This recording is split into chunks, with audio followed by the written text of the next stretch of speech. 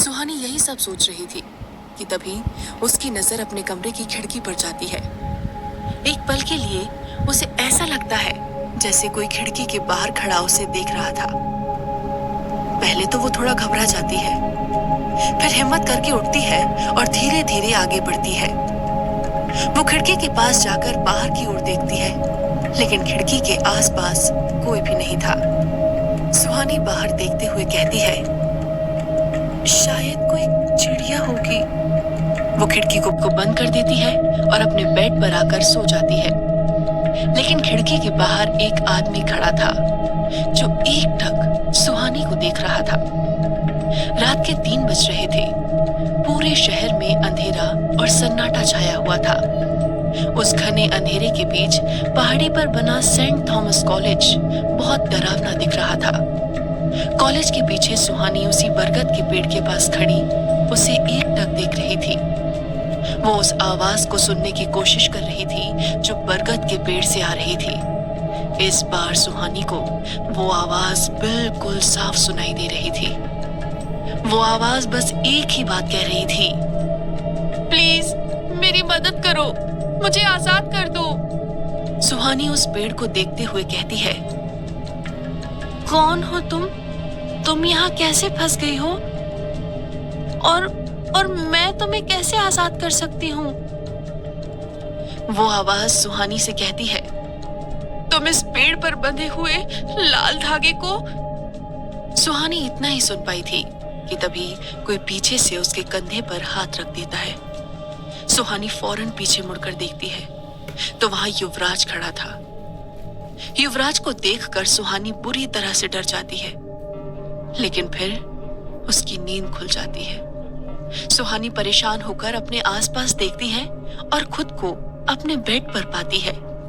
वो उठकर बैठ जाती है और अपने सर पर हाथ रखकर कहती है, फिर से एक सपना। अगले दिन कॉलेज पहुंचकर सुहानी सबसे पहले कॉलेज के पीछे उस बरगद के पेड़ के पास जाती है जहां से उसे आवाजें सुनाई दे रही थी।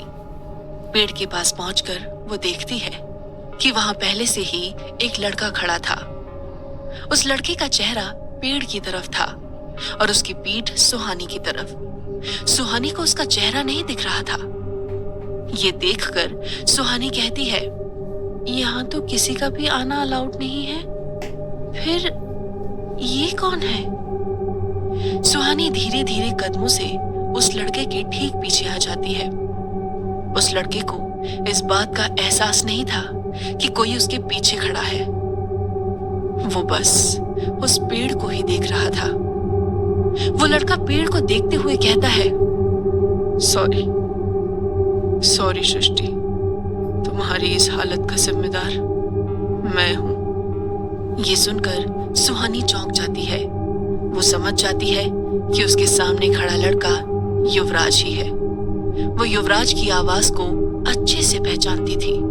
फिर सुहानी अपने मन में कहती है, युवराज सर यहाँ क्या कर रहे हैं? और वो माफी किससे मांग रहे हैं? अभी अभी उन्होंने सृष्टि का नाम लिया, तो क्या निशा सच कह रही है? सृष्टि की मौत के जिम्मेदार युवराज सर है? सुहानी इसी सोच में डूबी हुई थी। तभी युवराज पीछे मुड़ता है तो अपने ठीक सामने सुहानी को देखकर वो चौंक जाता है। उसे सुहानी के वहां होने की उम्मीद नहीं थी। सुहानी को देखकर युवराज के चेहरे का गिल्ट गुस्से में बदल जाता है। अब सुहानी भी घबरा जाती है। उसे समझ नहीं आ रहा था कि वो युवराज से क्या कहे। युवराज अपनी सख्त आवाज में कहता है, तुम यहाँ क्या कर रही हो? युवराज की आवाज सुनकर सुहानी और डर जाती है और सोचने लगती है कि युवराज से क्या कहे।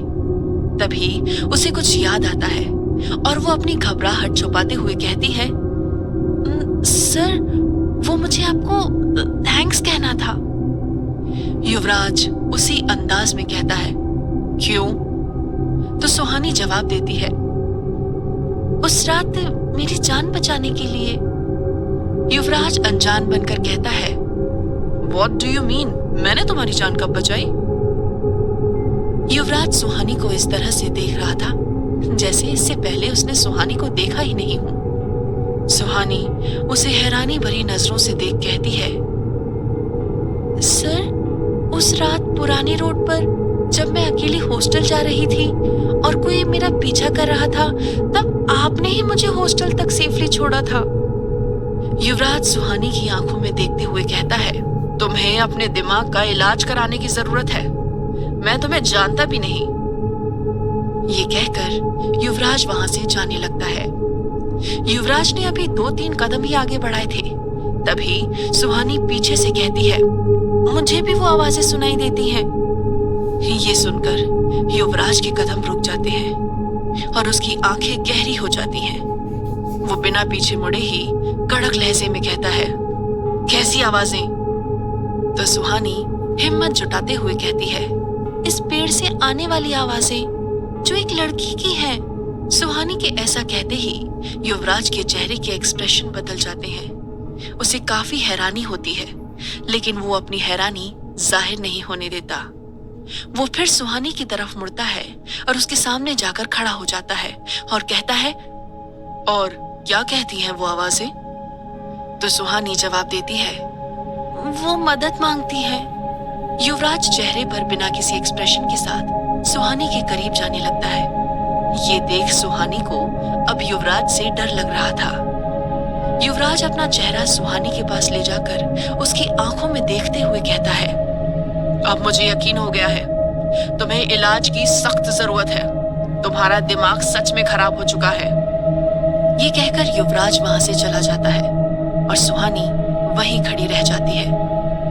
युवराज जानता था कि सुहानी सच कह रही है, लेकिन वो सुहानी के सामने ये एक्सेप्ट नहीं करना चाहता था कि उसे भी वो आवाजें सुनाई देती थी और सुहानी को उस रात बचाने वाला भी युवराज ही था। सुहानी से बात करने के बाद युवराज काफी परेशान हो जाता है। एक बहुत बड़ी वजह थी कि युवराज खुद को हमेशा दूसरों से दूर रखता था और कभी किसी से भी अटैच नहीं होता था। वो वजह क्या थी, ये केवल युवराज ही जानता था। लेकिन सुहानी भी कहां पीछे रहने वाली थी, उसे तो सच का पता लगाना ही था। उस दिन क्लास खत्म होने के बाद सुहानी जब क्लास से बाहर निकलती है तो कॉलेज कैंपस में निशा की बॉयफ्रेंड विवेक को देखती है। सुहानी विवेक के पास जाकर कहती है, हाय विवेक। विवेक भी एक स्माइल के साथ कहता है, ओह हाय सुहानी। तो सुहानी कहती है, मुझे तुमसे कुछ पूछना है। विवेक उसे छेड़ते हुए कहता है, अच्छा तो तुम अपने काम से आई हो। विवेक की बात सुनकर सुहानी थोड़ा एम्बैरेस होकर चुप हो जाती है।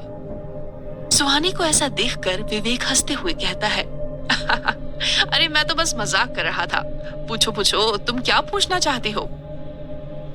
तो सुहानी थोड़ा हिचकिचाहट के साथ कहती है, ये युवराज सर और सृष्टि की क्या स्टोरी है? ये सुनते ही विवेक सुहानी को चिढ़ाते हुए कहता है, क्या बात है, कोई युवराज सर में इंटरेस्टेड है?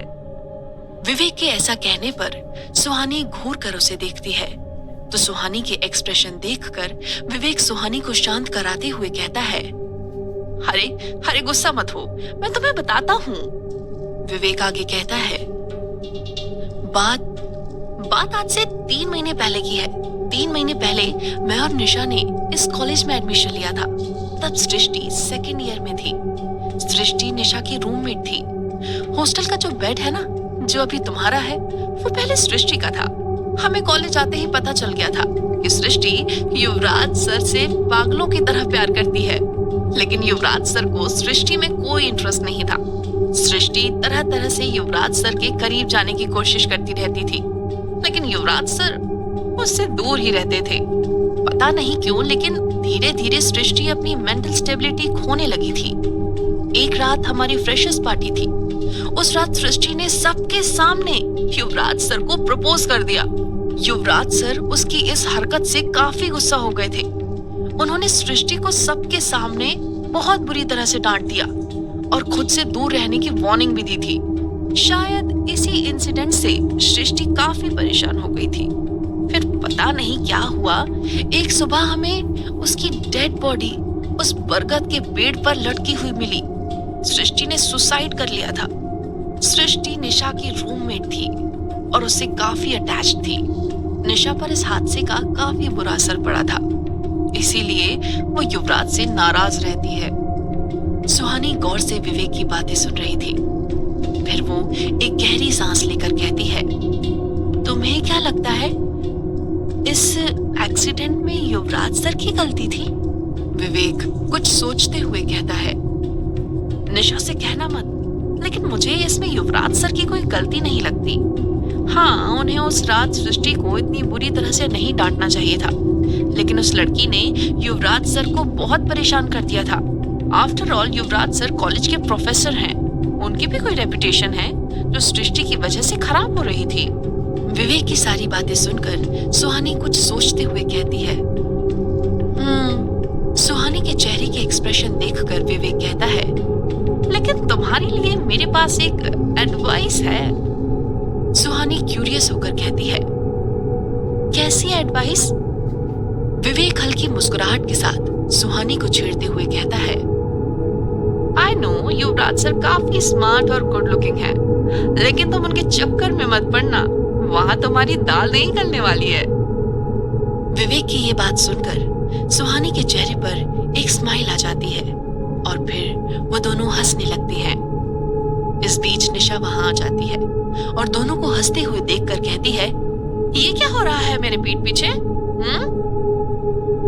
विवेक फौरन कहता है, अरे कुछ नहीं, मैं बस सुहानी को एक जोक सुना रहा था। सुहानी समझ जाती है कि विवेक उन दोनों के बीच हुई बातों को निशा को नहीं बताना चाहता। इसके बाद तीनों मस्ती मजाक करते हुए क्लास में चले जाते हैं। विवेक की बातों को सुहानी ने टाल तो दिया था, लेकिन उसे अनजाने में ही युवराज में काफी दिलचस्पी होने लगी थी। ना चाहते हुए भी हर वक्त सुहानी के दिमाग में युवराज का ही ख्याल रहता था। ऐसे ही एक महीना बीत गया। अब सुहानी युवराज को कुछ बेहतर जानने लगी थी, लेकिन युवराज था जो किसी भी लड़की को बिल्कुल भाव नहीं देता था, सुहानी को भी नहीं। सुहानी को अभी भी उस पेड़ के सपने आते थे, लेकिन हमेशा उसके सपने बीच में ही टूट जाते थे। रात में सुहानी गहरी नींद में सो रही थी। आज भी वो वही सपना देख रही थी। सुहानी सपने में देखती है कि वो उस पेड़ के सामने खड़ी है और हमेशा की तरह उस पेड़ से लड़के की आवाज सुहानी को सुनाई दे रही थी। सुहानी अपने सपने में उस पेड़ के सामने खड़े होकर कहती है, सृष्टि, क्या ये तुम हो? उस पेड़ से आवाज आती है, हाँ हाँ, मैं सृष्टि हूं। तो सुहानी कहती है, तुम्हारी ये हालत कैसे हुई?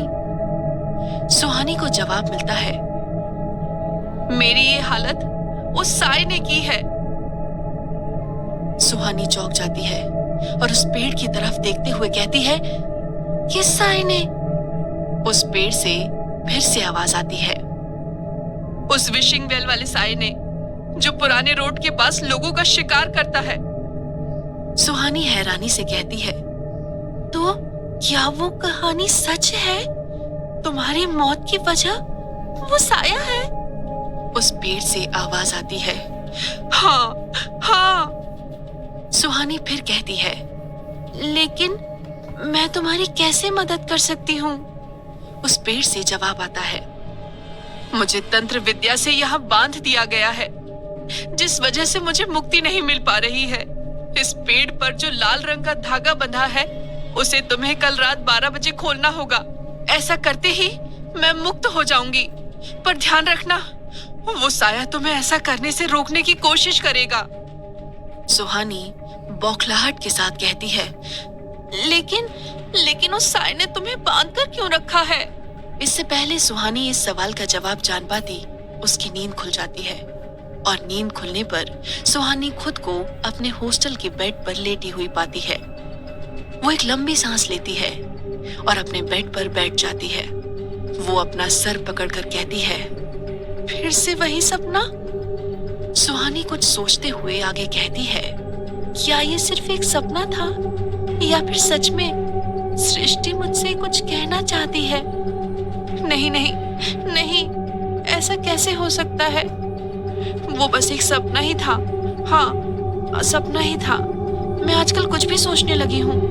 एक काम करती हूँ, मैं फिर से उस पेड़ के पास जाकर देखती हूँ, शायद मुझे कुछ पता चल जाए। क्या सच में सुहानी सृष्टि को सुन सकती है, या ये उसका वहम है? क्या हुआ था युवराज और सृष्टि के बीच, और क्या थी सृष्टि की मौत की वजह? जानने के लिए सुनते रहिए ये कहानी।